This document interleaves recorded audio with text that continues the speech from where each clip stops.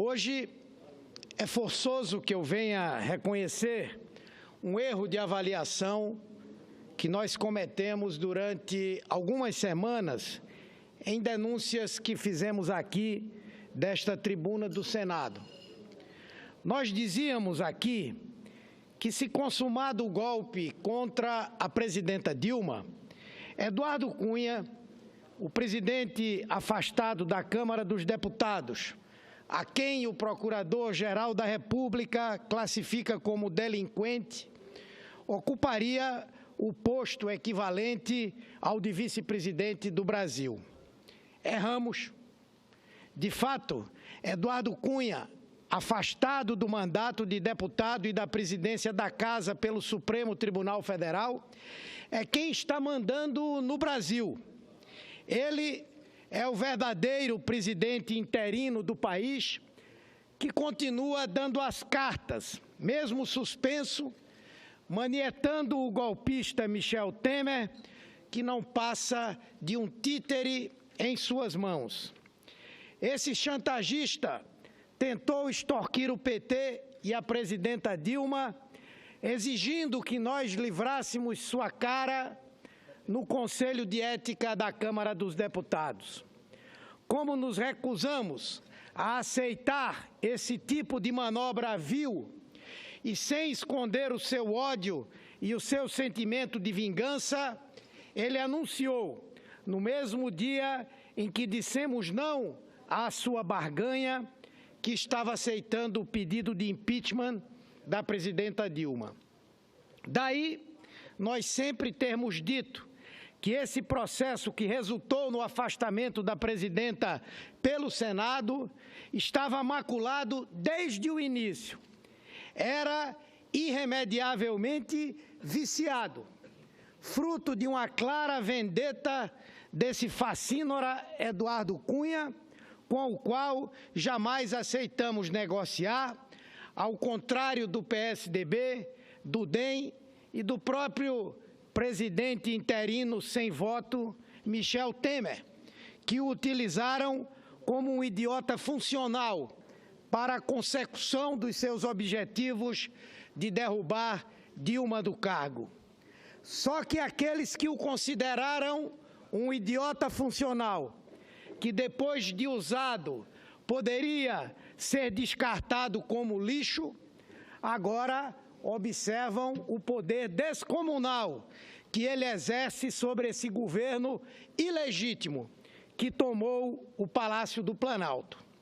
Cunha, que é um dos principais arquitetos desse golpe vergonhoso, perpetrado contra uma governante legitimamente eleita, tem mandado e desmandado em Michel Temer, o chefe da junta provisória, a quem ele submete com suas chantagens.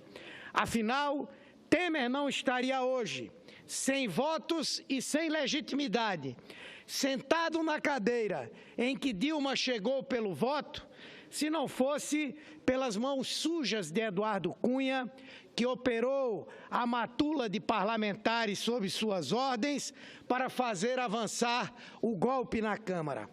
Os jornais de hoje escancaram essa condição de refém de Temer e a condição de capitão-mor do Brasil de Eduardo Cunha.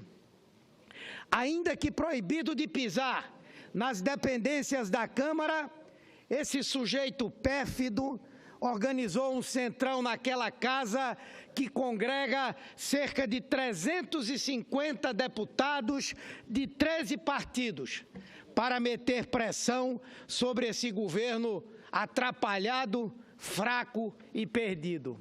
E conseguiu o que queria. Nomeou um grande aliado seu, o deputado sergipano André Moura, do PSC, como líder do governo na Câmara dos Deputados. André Moura, para que todos conheçam sua ficha corrida, é réu no STF em pelo menos 3 inquéritos, cujos crimes vão de apropriação indébita de dinheiro público a envolvimento em uma tentativa de homicídio. Pois é esse agora o líder do presidente sem voto, Michel Temer, na Câmara dos Deputados, por exigência de Eduardo Cunha, que, entre outras coisas, vai usar esse seu testa de ferro para livrar a própria cara de uma eventual cassação pelo plenário da Casa. É assim que está funcionando o governo provisório de Michel Temer, aos tropeços, aos trancos e barrancos, num barata-voo absoluto, e não bastando a completa desorientação, cedendo às mais baixas chantagens de Eduardo Cunha, que tem mandado e desmandado no Palácio do Planalto. Além do líder do governo na Câmara, é preciso dizer que Eduardo Cunha nomeou ainda o próprio advogado para a subchefia de assuntos jurídicos da Casa Civil, um dos postos mais importantes da administração, a quem cabe o controle primário de todas as leis e medidas provisórias, as mesmas, aliás, que Cunha enchia dos chamados jabutis, para achacar alguns empresários e beneficiar outros, sempre em busca de propinas com as quais cativava parlamentares e irrigava diversas contas ilegais que mantém no exterior, crimes, entre outros, que responde no STF. Nomeou ainda um assessor pessoal para a chefia de gabinete da Casa Civil, ou seja, para o coração do governo, onde pode comandar detidamente os processos a partir de um ponto político privilegiado dentro do Palácio do Planalto. Então, eu volto a dar parabéns aos que foram às ruas com o argumento de que era preciso tirar Dilma para acabar com a corrupção no Brasil, de que era preciso golpear e interromper um governo que deu todas as condições para que todas as instituições funcionassem plenamente no combate aos malfeitos, com a finalidade de substituí-lo por um outro melhor.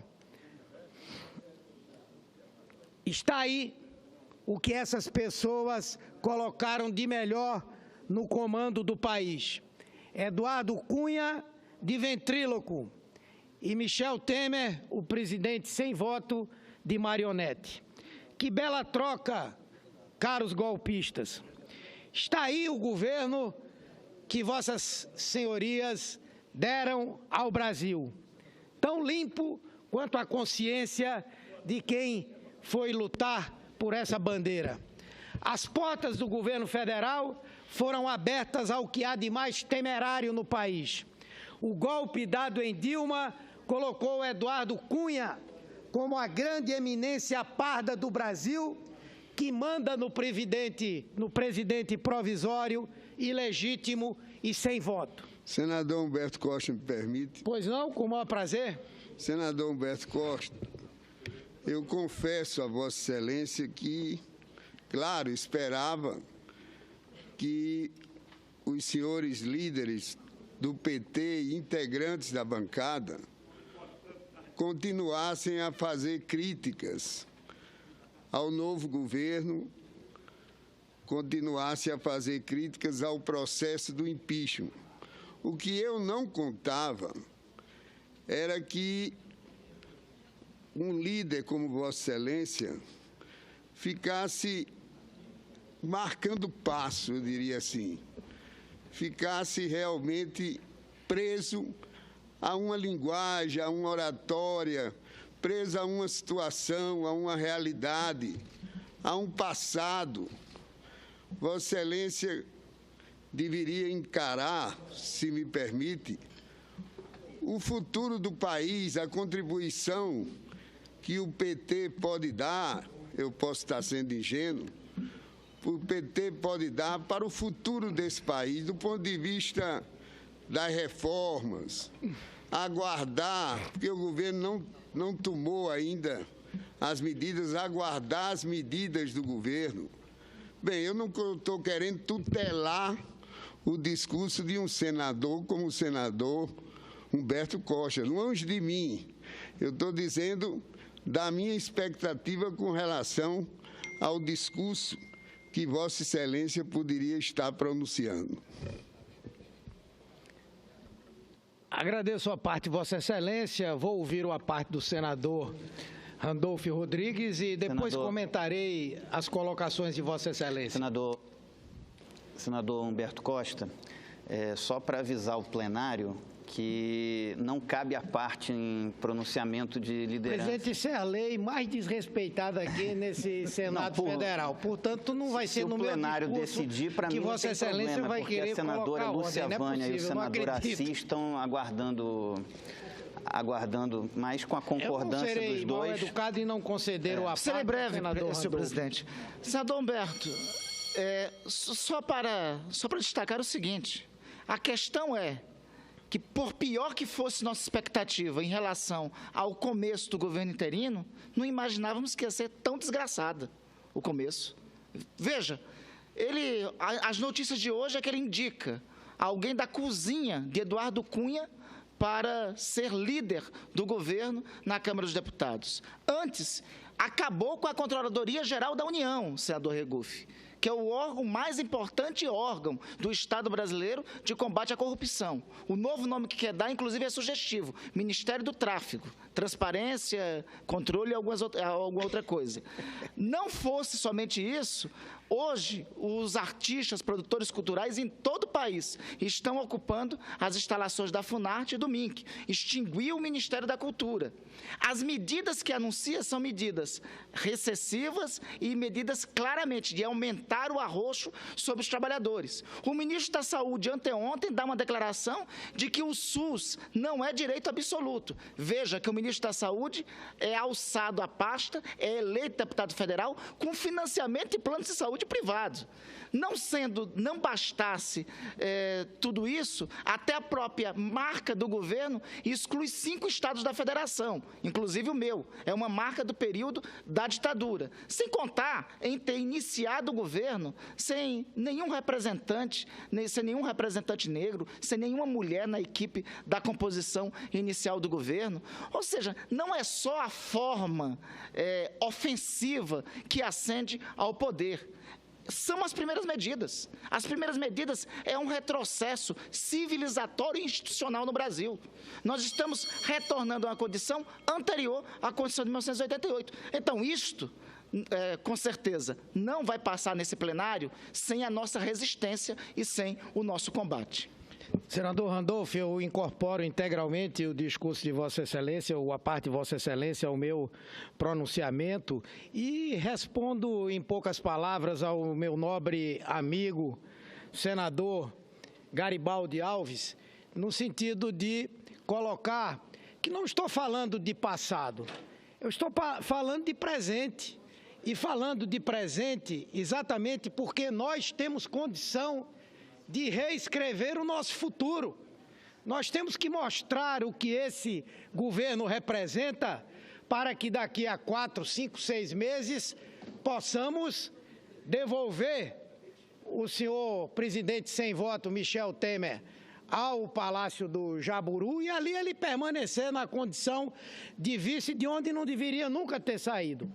Então, eu entendo a posição de Vossa Excelência, sei como é difícil ser líder do governo. Aliás, Vossa Excelência me parece ser o líder do governo, uma liderança informal. Não, senador Humberto Costa, eu sei como é difícil.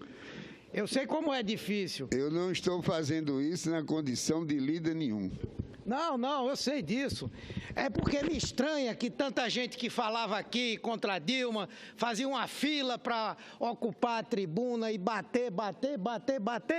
Não aparece uma alma viva aqui para defender o governo que eles botaram lá. Tudo caladinho, ó, boquinha fechada, ninguém diz nada, parece que não é com eles. Então, eu admiro a coragem de Vossa Excelência, que mesmo sem ser líder formal do governo, está defendendo. É o único que eu vejo, não vi outro até agora, não. Bom, vou concluir, senhor presidente. Aliás, nunca é demais lembrar que na última eleição que disputou antes de integrar a chapa de Dilma, Temer só chegou à Câmara dos Deputados graças ao quociente eleitoral do PMDB de São Paulo, porque não teve votos suficientes para chegar lá sozinho. Então, essa figura fragilizada que hoje temos sentado na cadeira de presidente do Brasil, um devedor de obediência a Eduardo Cunha, que lhe possibilitou chegar ao cargo e pode destruí-lo rapidamente, operando seu imenso bloco de asseclas na Câmara para votar contra o governo, da mesma forma como fez com Dilma, que não aceitou se submeter a essa bandidagem.